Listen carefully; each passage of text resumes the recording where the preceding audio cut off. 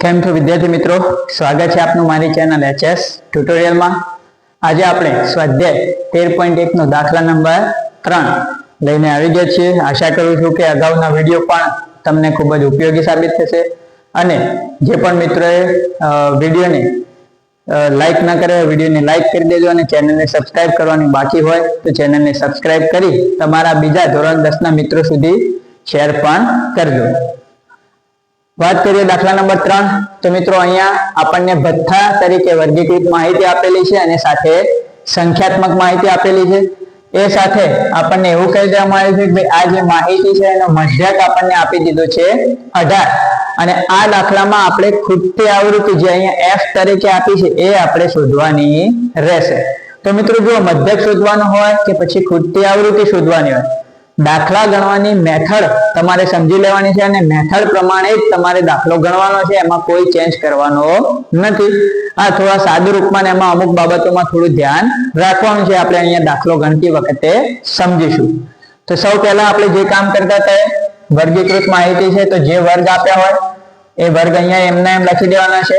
11 થી 13, 13 થી 15, 15 થી 17, 17 થી 19, 19 થી 21, 21 થી 23 અને 23 થી 25।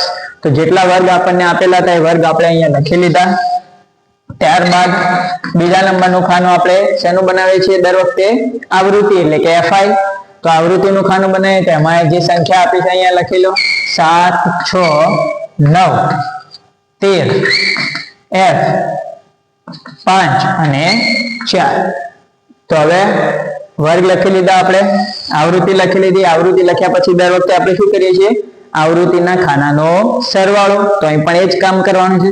અહીંયા સરવાળો કરીએ તો 7 ને 6 13, 13 ને 9 22, 22 ને 13 25 ને 10 35, 35 ને 5 40, 40 ને 4 44 પ્લસ રહેશે f। તો અહીંયા સિગ્મા fi કેટલા મળશે આપણને? 44 વત્તા f બરાબર। કેમ કે અહીંયા એક આપણને આવૃત્તિ આપેલી નથી, તો જ્યારે fi ના ખાનાની બધી કિંમતોનો સરવાળો કરીએ તો આંકડાઓનો થશે સરવાળો અને જે ખૂટતી આવૃત્તિ છે એ રહેશે પ્લસમાં અલગથી। તો અહીંયા બાકી બધા આંકડાનો સરવાળો છે 44, તો આપણે લખીશું 44 વત્તા f। એ શું મળી ગયા? આપણા સિગ્મા fi આ મળી ગયા। પછી આપણે આગળનું ખાનું કયું બનાવીશું? મધ્ય કિંમત xi। તો અહીંયા પણ એ જ કામ કરવાનું છે, મધ્ય કિંમતનો કોલમ તૈયાર કરીશું આપણે। તો એના માટે આપણે કહ્યું તું શું કરો? વર્ગ લંબાઈ જોઈ લો। અહીંયા વર્ગ લંબાઈ કેટલી છે? 2, 2 ના અડધા કરીએ કેટલા મળશે? 1। તો બધી અડધા સીમાઓમાં 1 ઉમેરી દો। 11 ને 1 12, 13 ને 1 14, 15 ને 1 16, 17 ને 1 18, 19 ને 1 20, 21 ને 1 22, 23 ને 1 24 બરાબર મિત્રો। તો આ રીતે ખૂબ જ સરળતાથી આપણને મધ્ય કિંમત મળી ગઈ। ત્યારબાદ આપણે આની અંદર પણ પદ વિકલનની રીતનો જ ઉપયોગ કરી રહ્યા છીએ। તો પદ વિકલનની રીત માટે શું કરવાનું છે? xi ના ખાનામાં ગમે તે એક કિંમતને a તરીકે ધારી લો। તો ધારો કે આપણે આ કિંમતને a તરીકે ધારી બરાબર છે। તમારે 16 ને ધારવી હોય તો પણ ધારાશે, 20 ને ધારવી હોય તો પણ ધારાશે। અહીંયા આપણે ધારો કે આને a તરીકે ધારી, પણ અહીંયા ખૂટતી આવૃત્તિ શોધવાની છે મિત્રો। એટલે આ પ્રકારના દાખલામાં એક બાબતનું એ ધ્યાન રાખવાનું, એવું નહીં કે તમે અહીં એ ધારશો તો જવાબ નહીં આવે, પણ f જ્યાં છે મતલબ જ્યાં ખૂટતી આવૃત્તિ આપેલી છે, ખૂટતી આવૃત્તિની સામેની જે કિંમત છે એને આપણે a તરીકે ધારીશું।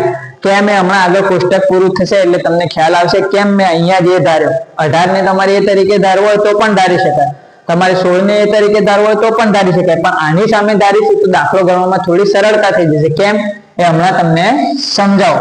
તો આપણે f ની સામેની જે કિંમત હતી એને શું ધારી લીધી? a। હવે xi પછી સીધું શેનું ખાનું પદ વિકલનમાં? ui નું બનાવી દઈશું। ui નું ખાનું એકદમ સિમ્પલ છે, તરત જ લખી દેવાનું। જ્યાં a છે એની સામે 0, ઉપરની કિંમતો -1, 2, 3 અને 4, ઉપર માઇનસમાં એકડી લખવાની, નીચે પ્લસમાં 1 અને 2 જેટલા ખાના હોય એટલા 0, a ની સામે 0, ઉપર બધી કિંમતો માઇનસમાં, નીચે પ્લસમાં। તો આ થઈ ગયું uy. હવે એનો લઈ લઈશું ગુણાકાર, એને કહીશું fi ui, એટલે કે fi અને ui ની સંખ્યાઓનો ગુણાકાર. બરાબર. તો અહીંયા 7 ચોક 28, તો કેટલા મળ્યા? -28. 6 દુ 12, 6 તરી 18, 9 દુ 18, 13 એકા 13. હવે જો મિત્રો અહીંયા ગુણાકાર કરીશું તો f ગુણ્યા 0 શું થઈ ગયું? 0. તો એટલા માટે આપણે અહીંયા એ ધારે તો, કેમ કે આપણને ખબર છે કે એ ધારીશું એના સામે ui માં શું આવશે? 0. તો અહીંયા 0 હશે તો 0 અને f નો આપણે જ્યારે ગુણાકાર કરીશું તો એ થઈ જશે 0. એનાથી થશે શું?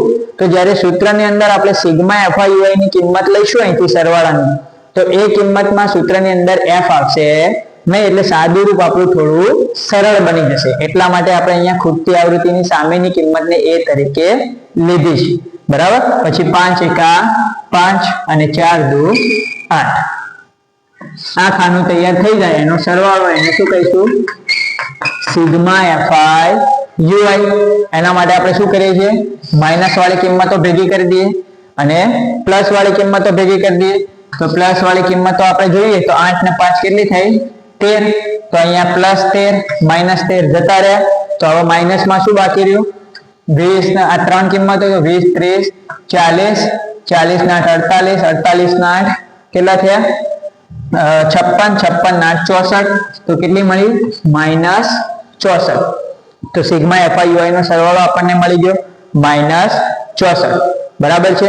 હવે આપણને બધી કિંમતો જે જોઈએ છે એ મળી ગઈ. તો સીધું સૂત્ર x બાર બરાબર a પ્લસ h ગુણ્યા u બાર, એટલે કે સિગ્મા fi ui છેદમાં સિગ્મા fi. તો આપણે પદ વિચલનની રીતનું સૂત્ર મૂકી દીધું. હવે જે કિંમત આપી છે એ બધી મૂકી દો. અહીંયા આપણને મધ્યક પણ આપેલો છે 18, તો મધ્યકની કિંમત આપણે અહીંયા મૂકીશું 18 બરાબર. a ની કિંમત આપણે શું ધારી હતી? 20, તો એની કિંમત મૂકી દીધી આપણે 20 પ્લસ h મતલબ વર્ગ લંબાઈ, તો વર્ગ લંબાઈ અહીંયા કેટલી છે? 2, તો વર્ગ લંબાઈ લખી લીધી આપણે 2 ગુણ્યા સિગ્મા fi ui કેટલા મળ્યા? -64. તો આપણે સિગ્મા fi ui ની કિંમત માઇનસ માં હતી તો નિશાની સાથે લઈ લીધી -64. સિગ્મા fi કેટલા છે? 44 વત્તા f.